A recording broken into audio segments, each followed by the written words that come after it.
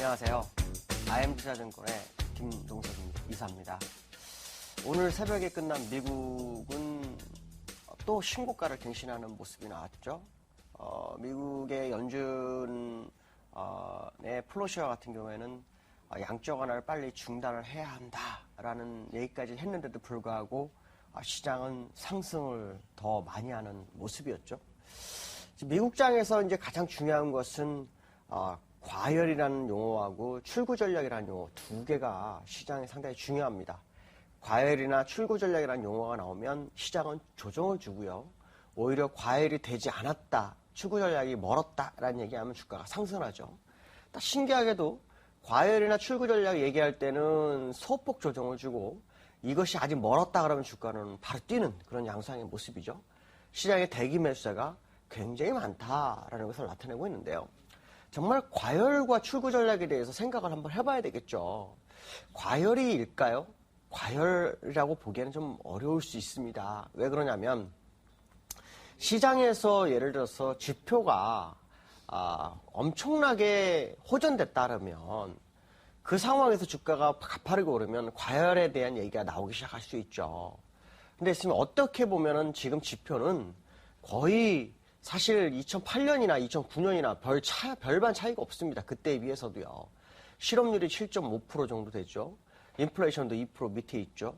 또 제조업 지표라든가 이런 것도 시장 예상치만큼 아직 확실히 드러나지 않는 그런 상황이 되고 있죠. 그 얘기는 결국 미국장이 주가를 끌어올리긴 했지만 아직 그 시장의 실력이 살아나지 못했다라는 걸 나타내기 때문에 사실 과열이라는 용어가 어떻게 보면 지표 대비로는 많이 갔다라고 생각할 수 있지만 지표가 좋아질 걸 생각한다면 사실 과열이라고 보기는 좀 어려운 상황이고요.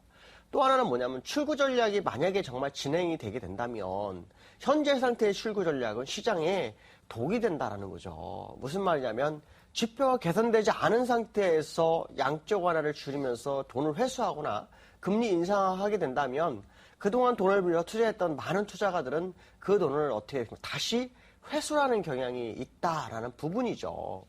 그럼 이번에 왜 주가가 그래도 더 많이 이렇게 해석해서 갈 수밖에 없느냐, 그런 논란이 있는데도 그러냐라고 본다면 국채시장에 투자했던 많은 투자가들이 주식시장으로 옮겨오고 있다라고 보시면 맞습니다. 왜냐하면 출구 전략이나 과열 얘기 나오면서 양적 완화 종료 가능성이나 금리 인상 얘기가 슬금슬금 나온다 그러면 국채 투자하는 사람들 입장으로서는 순식간에 그동안 이익을 다 까먹을 수 있다는 불안감이 형성될 수 있죠.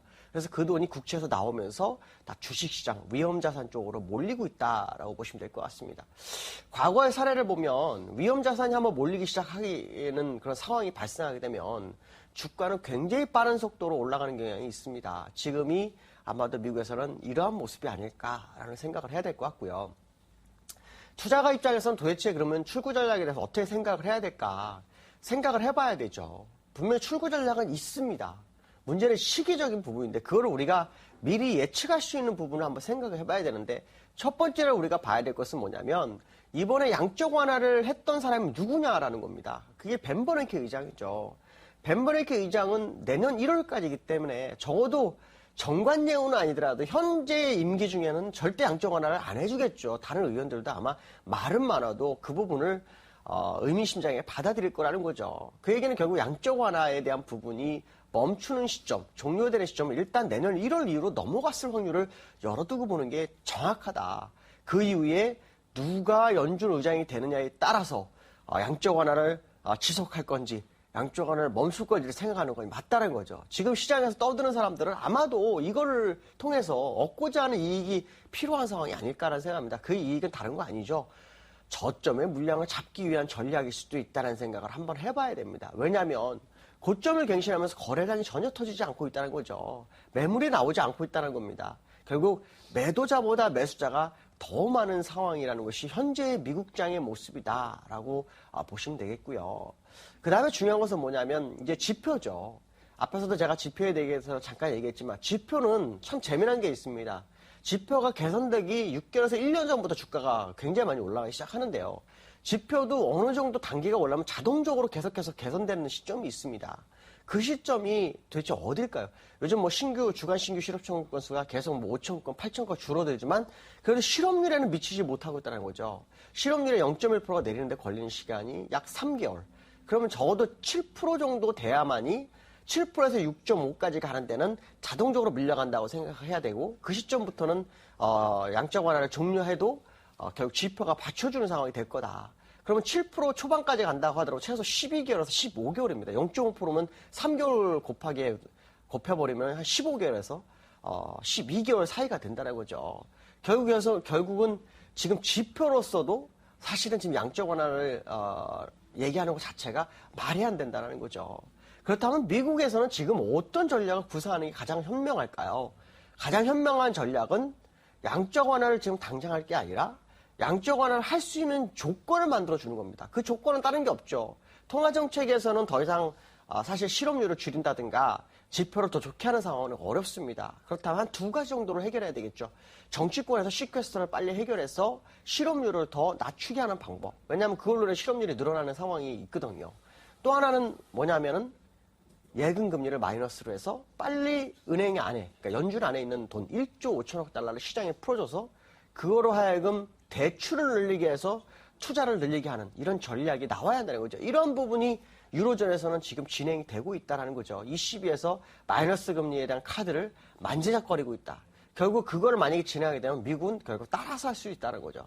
결국 시장은 아직도 경기부양책 하나가 더 남아있는 상황이고 이 마지막 경기부양책이 향후 금리 인상이라든가 출구 전략을 하는 계기를 만들어내는 그런 상황이 될 것이라는 거죠. 그거가 되기 전까지는 주가는 계속해서 상승할 수밖에 없다는 거죠. 그 카드가 나오면서 주가는 마지막 법으로 줄 것이고 그 카드가 나오면서 시장은 더 상승한 후에 출구 전략에 대한 계산이 나올 수 있다라는 부분 생각해야 될 것 같습니다. 자, 그 다음에 두 번째로는 미국 다음으로 G2에 해당되는 나라가 어디입니까? 중국이죠. 중국이 지금 경기 둔화와 그 다음에 위안화 강세가 지속되고 있습니다.